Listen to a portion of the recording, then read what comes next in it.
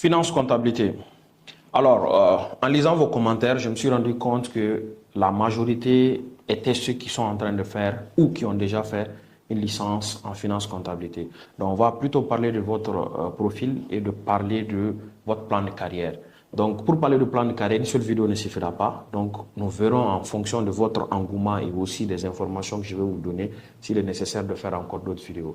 Donc, la première des choses, c'est que la majeure partie d'entre vous veulent être des comptables. Et maintenant, pour parler de comptabilité, première étape, il faut que vous compreniez qu'il y a 5 référentiels, donc 5 grandes familles de structures dont les comptabilités peuvent être tenues.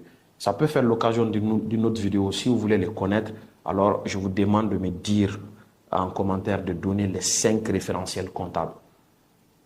Mais en vous lisant, je sais que aussi avec mon expérience, la majeure partie d'entre vous ne connaissez que la comptabilité d'entreprise. Donc l'objectif de vos commentaires, c'est que je puisse vous donner un plan de carrière pour un comptable d'entreprise. Mais on pourra faire des plans de carrière essentiellement pour chacun des 5 grands secteurs qu'on peut avoir. Maintenant, revenons au sujet, comptabilité dans une entreprise. Quel peut être votre plan de carrière, vous qui avez une licence ou qui êtes en train de faire une licence en finance comptabilité?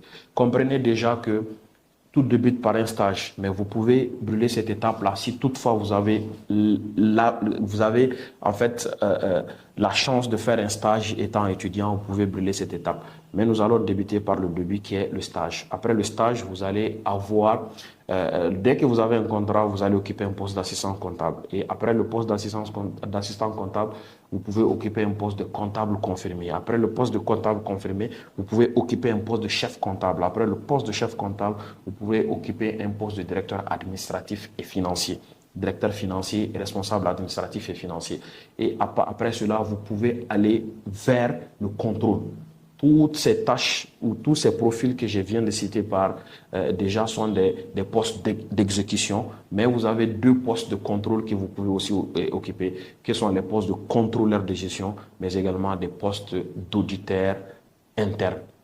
Maintenant, ces postes nécessitent des compétences, nécessitent des diplômes, que si vous souhaitez que j'en parle aussi, n'hésitez pas à me demander en commentaire de vous parler pour chacun de ces postes, les compétences qu'il faut, ou est-ce que vous pouvez aller vous former pour avoir ces compétences, parce que comme je vous l'ai dit dans la vidéo précédente, l'école seule ne suffit pas, mais l'école est importante, mais seule ne suffit pas. Il faudrait aller avoir beaucoup plus de formations extrascolaires qui pourront compléter vos connaissances que l'école vous donne et qui seront des compétences qui vont maximiser votre chance